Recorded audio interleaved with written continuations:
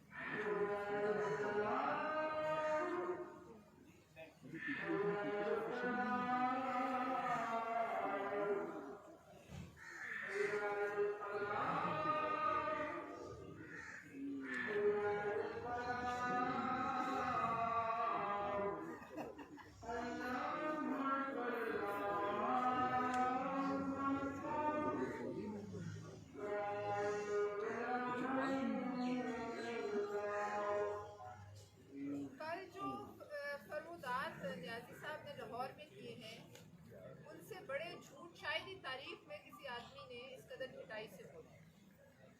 यानी कहा है कि लाहौर कब्जा माफिया के चुंगल से बाहर निकल आया। उनकी तस्दीक के लिए लाहौर नहीं, उनके रिश्तेदार कब्जा माफिया के चुंगल से बाहर निकल आए और बाकी लोगों के लिए वही हालात हैं जो कि पहले दिन से हुकूमत जब से आई है उन्हीं नामसाइद हालात में 1% बेहतरी नहीं हुई, बल्कि जितनी बुराई ये कर सकते थे उन्होंने की। आज हमें फरमा रहे 50 साल की उम्र, 50 साल में पाकिस्तान यहाँ पे खड़ा नहीं हुआ, जो कि खारजा पॉलिसी में जहाँ मैं ले आया इनकी इत्तला के लिए। ये बात सही है कि 50 साल में पाकिस्तान वहाँ नहीं पहुँचा जहाँ ये शख्स उसे ले आया है। तमाम दोस्त आपसे अलग हो गए, ईरान और सऊदी अरेबिया दोनों नाराज हो गए, इनको कोई खबर नहीं, ये मस्त। आपके तेरंगा दोस्त हट गए, उन्होंने भारत को वोट दिया, आपको कोई खबर नहीं, आप मस्त थे। भारत ने अमेरिका से डिफेंस पैक्ट कर लिया जिसके दूरस्थ नताइज हमारे मुल्क के लिए, आपको कोई खबर नहीं, आप मस्त थे। आप मुल्क की माशी हालत को यहाँ तक ले आए कि आपके अपना स्टेट बैंक कहता है कि रियल जीडीपी 70 साल में -0.4 नहीं हुई, जहां आप ले आए और आप कहते हैं कि मैंने कमाल कर दिया। आप की जहां नजर है वज़ीर आज़म साहब और आपके हवारियों की, उधर हमें बिल्कुल हमारी भी नजर उधर है। हमारी नजर आपकी हर हरकत पर है।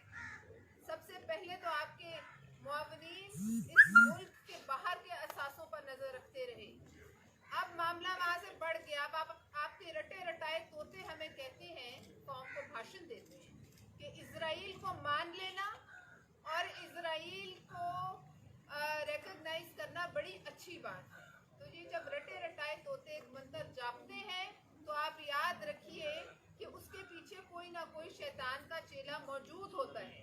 हमें इस बात की खबर है कि इसके पीछे कौन है, और हम आपको ये बता दें कि आपने पहले कश्मीर बेचा, उसके बाद अब आप इसराइल में आए हैं, मुल्क को मुआशी तौर पर यहाँ ले आए हैं। कहाँ गए वो कमर्शियल जोन 9 जो आप सीपेक में बनने थे, कहाँ गया सीपेक? और इस जगह मुल्क की मुआशी हालत को लेकर आना, ये तमाम पूरे वहीं से मिलते हैं जहाँ से फॉरेन फंडिंग केस है, और जहाँ फॉरेन फंडिंग केस में जिन जिन भारतीय और यहूदी नजात ने इस पर्टिकुलर इस एक जमात को पैसे दिए हैं, हम ये जानना चाहते हैं कि वो क्या इश्क था उनको पाकिस्तान की एक सियासी जमात से कि सिर्फ उन्होंने चुना तो उसको चुना। और अब हम ये भी पूछना चाहते हैं कि कोई है जो इन लोगों को बुलाकर पूछे, जो इजराइल के रिकग्निशन की उसको मानने की हिमायत कर रहे हैं, जो कायदे आज़म मोहम्मद अली जिन्नाह भुट्टो साहब, बेनज़ीर भुट्टो साहिबा, उन्होंने अपनी खून से लिख कर गए हैं आप कौन होते हैं और आपके पास क्या मैंडेट है और किस खनौनी साजिश का आप हिस्सा हैं। और इसके बाद सवाल ये है, क्या अगला मरहला हमारे न्यूक्लियर असासे हैं? हम ये समझते हैं कि इस शख्स के नीचे तो हमारे मुल्क से बाहर के असासे रोजवेल्ट होटल तक जो है वो महफूज हैं। तो इसकी अगली मंजिल मुआशी हालत को यहाँ तक पहुँचाना कि हमारे वो जो असासे हैं, असास, उनको भी दे देना है। लिहाजा हम ये जानना चाहते हैं और हम ये अपील करते हैं कि एक दफ़ा सुप्रीम कोर्ट इन लोगों को भी बुलाकर पूछे कि आपके पीछे कौन है, या आपकी जाती राय है या किसी खास मकसद के जरिए प्रोपेगेंडा फैलाया जा रहा है। मकरान डिवीजन के कमिश्नर को जो शख्स कहता है कि मुझे ठंडी बोतलें नहीं पेश की गई, क्रॉकरी अच्छी नहीं थी, बलूचिस्तान में खड़ा होकर कहता है, क्या उसको ये ख्याल नहीं आता कि बलूचिस्तान में लोगों के पास पीने का पानी भी है? क्या वो अपने चीफ मिनिस्टर से ये नहीं पूछता कि मकरान के मुआशी हालात क्या हैं? क्या उसको पता है कि लोगों के पास खाने के लिए कुछ है भी? ये इससे गिरी हुई क़यादत इस मुल्क की बदकिस्मती है कि शायद 70 साल में कोई नहीं है। ये है इस हुकूमत का मेयार, और उस पर आप धमकी देते हैं तो पीडीएम को, आपकी नींदें हराम होती हैं तो जलसों से, और फिर जब आपकी धमकियां काम नहीं करती और आप देखते हैं कि नहीं डर रहे, तो फिर आप अपने मकरूर कराए हुए एहसानुल एहसान से चेयरमैन पीपल्स पार्टी को धमकी दिलाते हैं। शर्म का मुकाम है। आप तालिबान खान थे और आप यही रहेंगे, लेकिन आप ये याद रखिए कि अब आपकी हर हरकत पर न सिर्फ हमारी बल्कि 22 करोड़ लोगों की नजर है। हमारा ये काम है कि हम मुतनब्बा करें और अपील करें तमाम इदारों से कि इस साजिश को इतना आसान न लें। जो बात आदमी हक सच की बात करेगा, जो लीडर हक सच की बात करेगा, उसको आप खुद कुछ ना कर सको तो दहशत गर्दों के पीछे छुप के धमकियां दिलाओ। हम अपील करते हैं तमाम इदारों से, इस मुल्क के हसास इदारों से, इस मुल्क की अदलिया से, कि इस पर अपील, इस पर नोटिस लीजिए। न सिर्फ इस पर कि धमकियां क्यों दिलाई जा रही हैं, और बल्कि इस पर भी कि ये इजराइल नवाजी के पीछे किसका हाथ है और क्यों है। हम इस साजिश को इंशाअल्लाह कामयाब नहीं हो रहे। भुट्टो साहब ने ये साजिश नाकाम बनाई, जान दी, मोहतरमा ने जान दी, और अब आप जैसे कठपुतलियों के हाथ ये मुल्क टॉफी नहीं है। अस्सलाम वालेकुम। बहुत मेहरबानी कर दी भाई।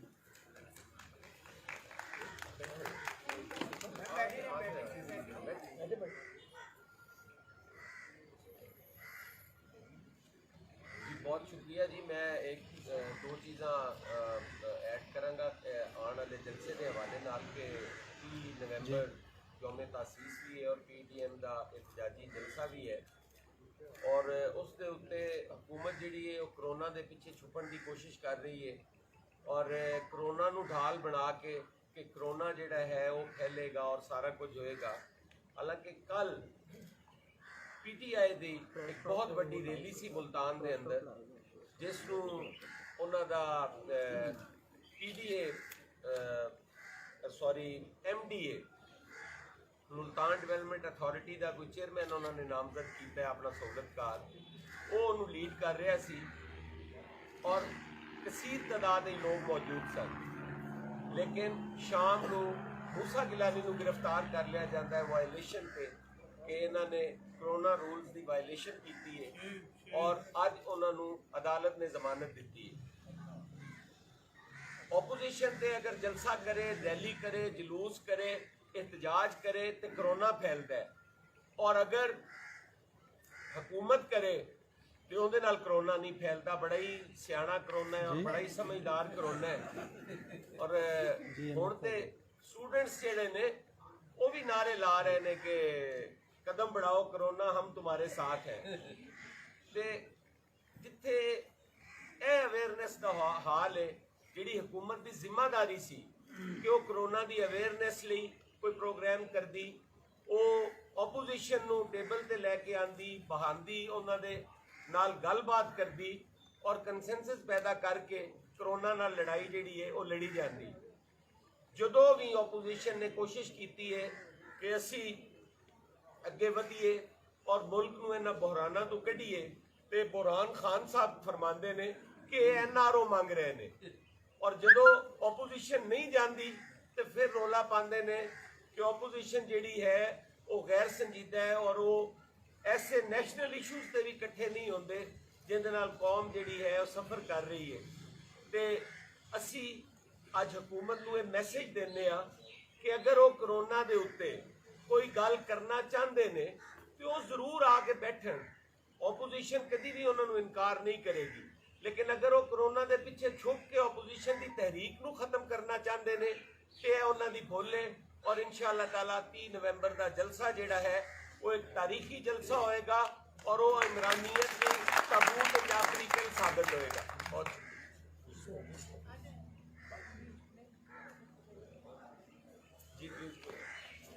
बलोचा साहब ये ज़रा बताइए कि कौन लोग हैं जो इसराइल को तस्लीम करने के हवाले से, वो तोते कौन से हैं, उन तोतों का ज़रा नाम लेंगे कि जो इस पे बात कर रहे हैं? नहीं, मैं आपसे सुनना चाह रहा हूँ कि वो कौन से तोते हैं, क्योंकि हुकूमती किसी ओहदेदार ने ऐसी बात जो है वो नहीं की। वो तो नहीं की जाती, वो कहलवाई जाती और ये बेमकसद नहीं हुई। इससे पहले जब हुकूमत नई आई थी, आपको याद होगा कि एक जहाज के आने का तस्करा था और फिर इनकी एक MNA ने उठकर तकरीर की थी बाकायदा फ्लोर ऑफ द हाउस पे कि आज तक उस MNA को कोई शो कॉज नोटिस दिया गया, ये आप पता कर लें। और अभी इस बेमकसद प्रोपेगेंडे के पीछे कोई ना कोई धुएं के पीछे आग तो है। लिहाजा ये पूछना चाहिए जिन लोगों ने ये बात की है वो सब लोग जिम्मेदार लोग, इसमें एक मखसूस तबके के लोग नहीं हैं, और भी बहुत लोग। और जो रोजाना के हिसाब से आप उन्हें देखते हैं वो कहीं ना कहीं आपको नजर आएंगे। लिहाजा इनसे पूछना बनता है। इस बात पर खामोशी है। आज से पहले इस मुल्क में किसी की जरूरत नहीं हुई बड़े से बड़े डिक्टेटर की कि ये कहानी जो है इस तरीके से हवा। क्या ऐसी मजबूरी है कि इस वक्त इन हालात में इजराइल से पींगे बढ़ाने की बात?